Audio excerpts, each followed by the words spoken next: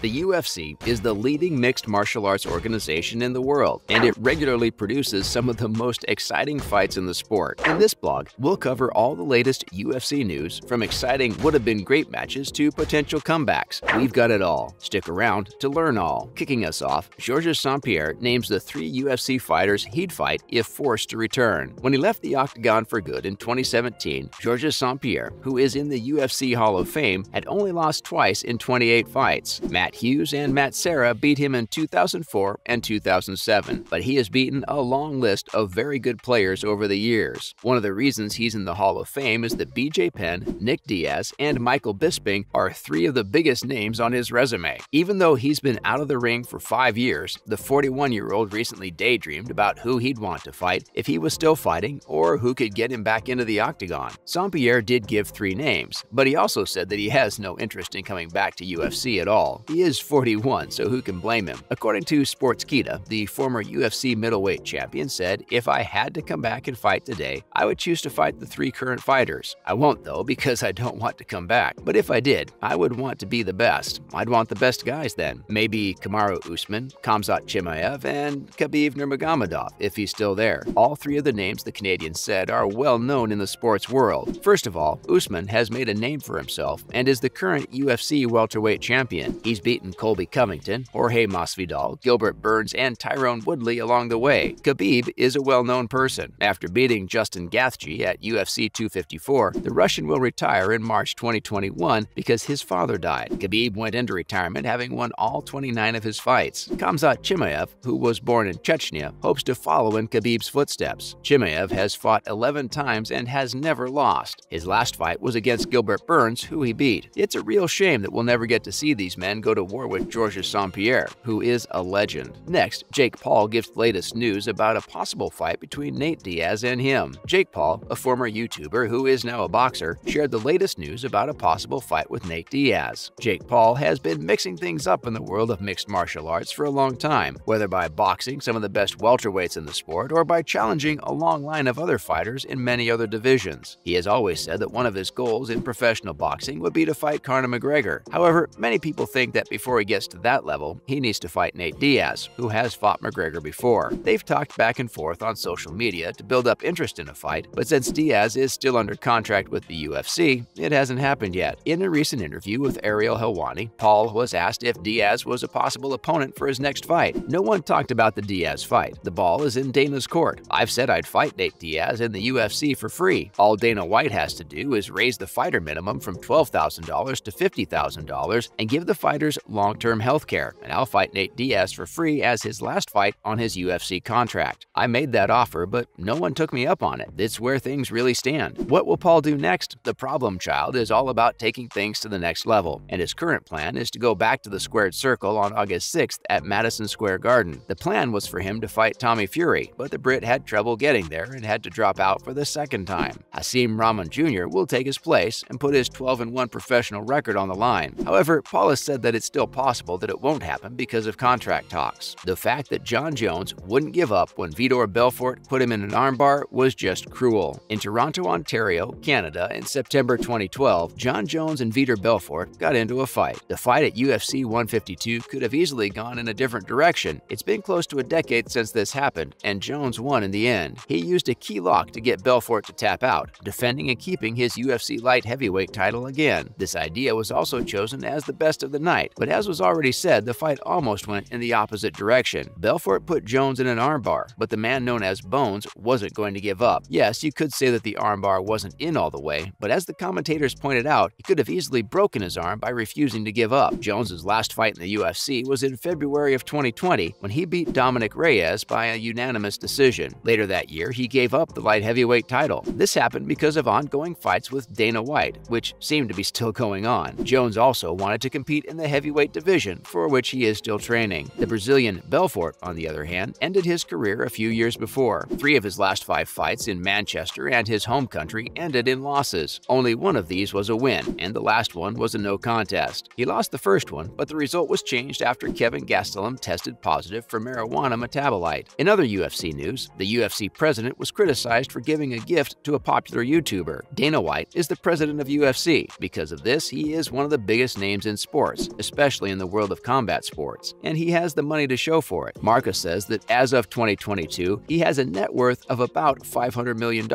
so he has plenty of money to spend. With this role, you can bet that this number will only go up thanks to all his sponsorship deals, TV deals, and pay-per-view events. On the other hand, his friend Kyle Forgeard is a member of the Nelk Boys group and is a very successful YouTuber with over 7.42 million subscribers. Anyway, Forgeard's birthday was on July 12th, and the YouTube star, who is now 28 years old, spent the day at what looks like a nice restaurant with White. White wasn't empty-handed, of course. He had a gift wrapped up and on the table for his friend. Forgeard takes off the wrapping paper and sees a cardboard box. He opens the box and pulls back the red tissue paper to find a big plastic bag inside. He takes out the box and shows Forgeard a big bag of money. Forgeard is shocked, and White loves how Forgeard reacts to his gift. We don't have to guess how much money is in the bag because it looks like a lot, and it is a lot. Forgeard posted the video himself on Twitter with the message, "Uncle at Dana White just gave me $250,000 for my birthday." No one has the right to tell someone how to spend their own money, no matter what they think about how someone spends their money. But judging by the responses to Forgeard's tweet, a lot of people are angry about White's presence. For example, one of the replies says, pays his fighter $20,000 and then gives $250,000 to someone who doesn't need it. He just gave you more money than he gives 90% of the people on his roster. LMAO. It's easy to see why people were upset, but in the end, it's White's money to spend and give away however he wants, no matter what other people think. Dustin Poirier finally says that he is working on a return to the UFC. Dustin Poirier, a big name in the UFC, has said that he is working on getting back into the Octagon. Dustin Poirier has to be near the top of the list of the most popular UFC fighters and mixed martial arts fighters in general. The man from Louisiana has had a great career in promotion, and at 33, he still has a lot of time on the clock if he wants to keep going. His most recent fight, however, was one of his worst. Charles Oliveira beat him by submission at UFC 269, which was one of his worst losses. The loss was the second time he'd been beaten in an undisputed lightweight title fight. Even though he's been an interim champ before, he's still as hungry as ever to go all the way and finally reach his lifelong dream. Since the Diamond hasn't been in the Octagon for 7 months, many fans are wondering when he'll be back. The man himself says he's working hard to get back in there. "I'm working on it." No one has said for sure who he will fight when he comes back, but based on how things are going at 155 pounds, we have a few ideas. We had nothing else to do today. I hope the show was fun for you. Click the subscribe button on your way out to find out about all our new videos. Cheers until next time.